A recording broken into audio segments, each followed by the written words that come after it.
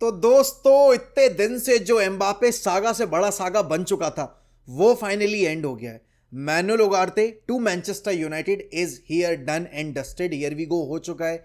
David ऑन्स्टी ने report कर दिया। मैनुअल उगारते ने खुद यहाँ पे ट्विटर पे एक अतरंगी सा ट्वीट डाल के सबको कंफर्म भी कर दिया है कि हाँ भाई जो न्यूज़ आप सुन रहे हो वो सच है। वहाँ फकुंदो पलेस्त्री ने वहाँ पर उनको कॉन्ग्रेचुलेट भी कर दिया है। Facundo Pellistri former United player, उनके नेशनल टीम के साथ में उनके टीममेट हैं। तो everyone is now sure and यहाँ पर everything is now settled कि Manuel Ugarte is going to join Manchester United. जो डील का स्ट्रक्चर है वो बताया जा रहा है कि 50 मिलियन यूरोस का स्ट्रेट अपफ्रंट अमाउंट है जो कि डिस्ट्रीब्यूट होने वाला है over certain windows. Number of Windows यहाँ पे नहीं बताई गई हैं कि कितने सीज़न या कितनी विंडोज़ पे अमाउंट जो है वो डिस्ट्रीब्यूट हो रहा है। लेकिन हाँ 50 मिलियन का पैकेज है, फिक्स्ड अमाउंट फ़ी है और 10 मिलियन के आपके यूरोस के एड ऑन्स हैं। यहाँ पर ये जो 50 मिलियन है यहाँ पर एक सिंगल विंडो में यूनाइटेड को पे नहीं करना है। तो अगर जो हम डील्स के अगर हम स्ट्रक्चर की बात करें, डेफिनेटली यहाँ पर जो पूरे जाओ नेविस की डील का पैसा है वो उगारते डील से कमाने की कोशिश की पीएसजी ने। यूनाइटेड ने डिले इसलिए किया क्योंकि वो यहाँ पर 60 मिलियन का जो डिमांडिंग अमाउंट था वो पे नहीं करना चाहते थे और 50 मिलियन स्ट्रेट अपफ्रंट फी भी नहीं पे करना चाहते थे। तो यहाँ पर अकॉर्डिंग टू रिपोर्ट्स अगर हम माने तो यूनाइटेड यहाँ पे इस डील में 50 मिलियन पे करने के लिए रेडी इसलिए हुई क्योंकि पीएसजी ने बोला है कि आपको एक विंडो में ये अमाउंट पे नहीं करना है, आप ओवर 2-3 विंडोज़ इस अमाउंट को डिस्ट्रीब्यूट करके पे कर सकते हो। देखो ये विंडो अगर हम देखेंगे यूनाइटेड पर्सपेक्टिव से तो हमने मोर देन 100 मिलियन कमाया है अपनी सेल से, जो इतने सारे टाइम में हम नहीं कर पा रहे थे। उसके अलावा यहाँ पर हर कॉन्ट्रैक्ट में हमने यहाँ पर सेल ऑन क्लॉज डाला है और सिर्फ मैनुअल उगार्टे टू यूनाइटेड की डील कंफर्म नहीं हुई है, यहाँ पर डेविड ऑन्स्टीन ने आपके स्कॉट मैकटोमने की डील को भी हरी झंडी दे दी है। आज यहाँ पर बताया जा रहा है कि स्कॉट मैकटोमने नेपल्स ट्रैवल करेंगे, वहाँ पर अपने जो डॉक्यूमेंटेशन है वो पूरे करेंगे, मेडिकल पूरा करेंगे and then he will become a new Napoli player. अब देखो Antonio Conte wanted Scott McTominay, last year West Ham से हमें 30 मिलियन पाउंड्स मिल रहे थे, इस बार हमें 30 मिलियन यूरोज़ में ये डील फाइनलाइज करने का मौका मिला है, प्लस 10% का सेल ऑन क्लॉज भी नेपोली एग्री कर गई जो कि हमने स्कॉट मैकटोमने के कॉन्ट्रैक्ट में डाल दिया है। अब यहाँ पर देखो सबसे अच्छी चीज़ पता है क्या है कि पहली बात तो जितने भी हमारे सेलेबल एसेट थे उनमें से हम एक भी बेच नहीं पाए अदर देन स्कॉट मैकटोमने, और स्कॉट मैकटोमने की सेल से जो भी पैसा आएगा उससे हमें यहाँ पर एक और प्लेयर साइन करने का मौका मिलेगा। Now that we have secured the signing of Manuel Ugarte, सबका अब यही है कि भाई आइडियल मिडफील्ड पेयर क्या बनेगा। तो देखो मैनुअल उगारते और कैसेमीरो एक साथ तो स्टार्ट नहीं कर सकते because both of them are disruptors. मैंने कुछ यहाँ पर रिपोर्ट्स पढ़ी हैं कि यहाँ पर बहुत सारे लोग उम्मीद लगाए बैठे हैं कि यहाँ पर Kobbie Mainoo, Casemiro, Manuel Ugarte and Bruno Fernandes साथ में खेलेंगे आपके 4 मिडफील्ड में। लेकिन यहाँ पर उगारते और कैसेमीरो एक साथ इसलिए नहीं खेल सकते क्योंकि दोनों के पास ही बॉल कैरिंग एबिलिटी नहीं है। और कोबी मेनो को जो लोग सोच रहे हैं कि हम रोटेट करके यहाँ पर इन दोनों को स्टार्ट देंगे रेगुलर गेम्स में, वो नहीं होने वाला है बिकॉज आपको यहाँ पर ब्रूनो का गेम अगर आप देखते हो आपको पता है Bruno can not carry the ball, तो हमें एक बॉल कैरियर चाहिए और कोबी मेनो इज़ अ बॉल कैरियर अगर हम इतने मिडफील्डर्स में बात करें। लेकिन कोबी मेनो को अगर हमें ग्रो करना है, अगर हम उसको लंबे टाइम तक यूज़ करना चाहते हैं तो हमें कोबी मेनो को अच्छे से प्रोटेक्ट करना पड़ेगा। नाउ कमिंग टू कि भाई ये उगारते हमें क्या प्रोवाइड करेंगे, तो देखो यार Manuel Ugarte is a disruptor. Manuel Ugarte का अगर आप सक्सेसफुल आप देखोगे यहाँ पर टैकल्स पर गेम का या सीजन का देखोगे, he has got the highest आपका numbers in that case. Casemiro और आपके उगारते के केस में भी उगारते आउटशाइंस कैसेमीरो पिछले साल में। इट इज़ वेरी अनफॉर्चुनेट कि यहाँ पर लुइस एंड्री के सिस्टम में उगारते फिट नहीं कर पाए।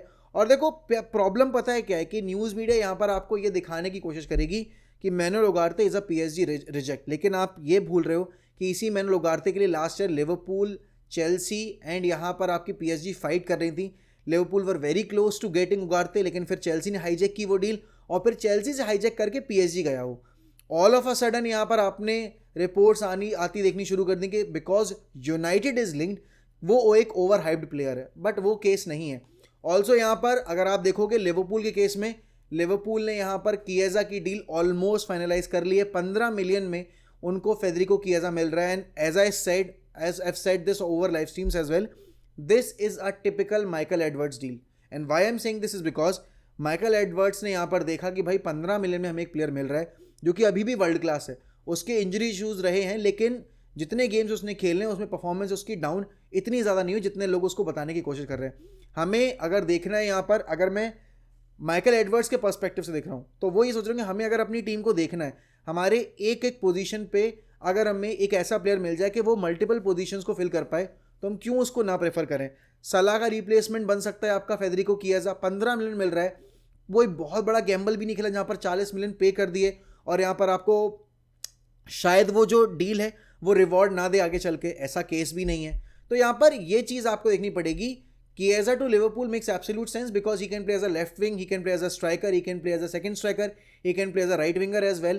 तो जितने आप देखोगे यहाँ पर लिमिटेशंस हैं, जैसे न्यूनेस के केस में, ठीक है, या फिर आप जोटा केस में उसका इंजरी रिकॉर्ड अगर आप देखो, या फिर आप लुइस डियास को रोटेट करना चाहो, या कोडी गैक्पो की पोजीशन पर अगर आप उसको यूज़ करना चाहो, या फिर आप सलाह को किसी गेम में रेस्ट देकर कोई प्लेयर यूज़ करना चाहो, तो फेडरिको किएजा इज दी गाय।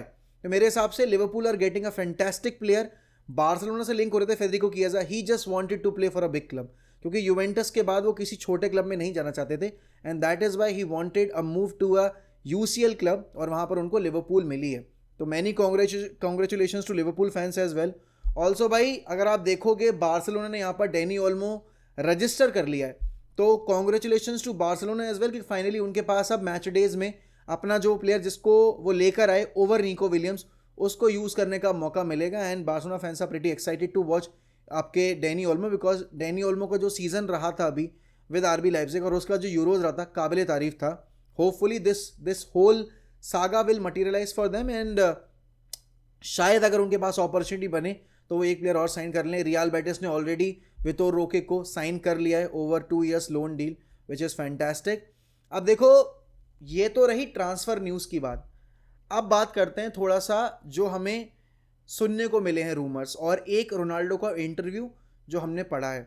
सबसे पहली चीज़ तो नेमार के रिगार्डिंग, नेमार ने खुद अपने आप को ऑफ़र किया बार्सिलोना को, लेकिन हांसी फ्लिक ने रिजेक्ट कर दिया। अब ये कितना सच है, इसमें कितना सच नहीं है ये तो अब पता नहीं है, क्योंकि न्यूज़ रिपोर्ट्स काफ़ी कॉन्फ्लिक्टिंग है। कुछ यहाँ पर सोर्सेज बोल रहे हैं कि नेमार ने वाकई में अपने आप को ऑफ़र किया था, he was very desperate to join Barcelona, लेकिन हांसी फ्लिक ने प्रोजेक्ट को देखा और उन्होंने देखा कि भाई नेमार का जो फिटनेस रहा है लेवल पिछले 2-2.5 साल में, वो यहाँ पर उनके डिमांडिंग वर्क रेट को जस्टिफाई नहीं करता है, फिर मैच नहीं करता, इसलिए वो नेमार को नहीं लेकर आएंगे।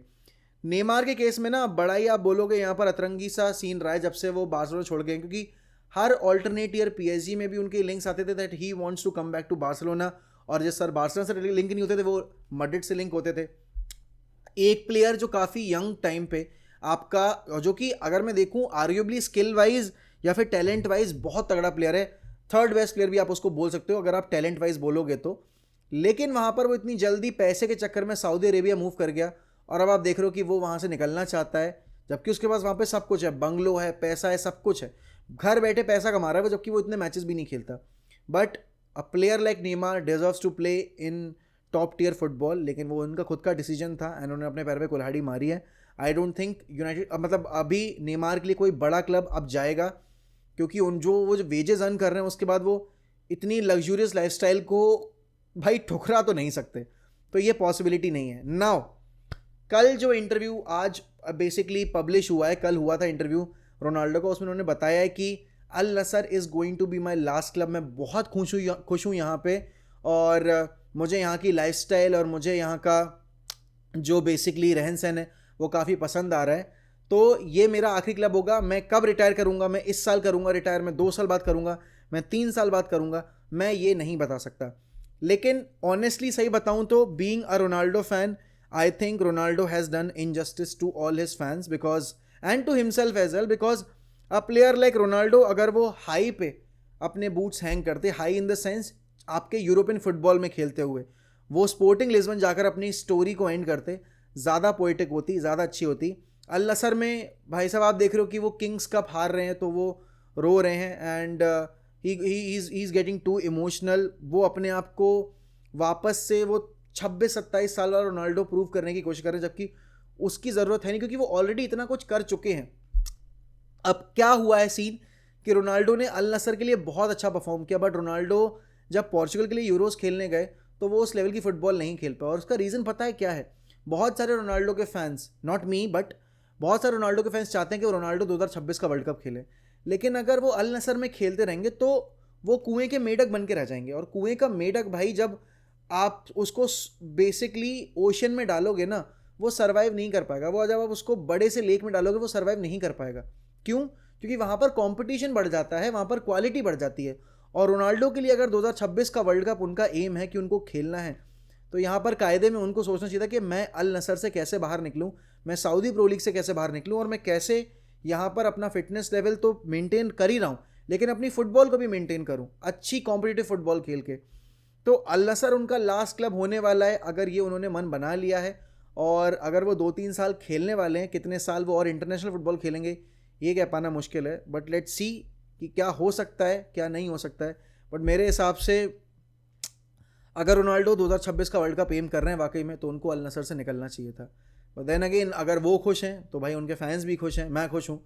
But I wanted more from Ronaldo, hopefully he listen to it and let's see. बाकी मैनुअल उगारते पे डिटेल्ड वीडियो कल हम आपको प्रोवाइड करने की कोशिश करेंगे, होपफुली हम उसको आप तक पहुंचा पाएँ। Thank you so much for watching the video. अगर आप चैनल पर नए हैं तो please subscribe to the channel and यहाँ पर वीडियो को लाइक करना और कमेंट करना मत भूलिएगा। इसी के साथ मैं आपसे लूँगा अलविदा, मिलता हूँ अगली वीडियो में। ध्यान रखिए अपना, बाय बाय, टेक केयर।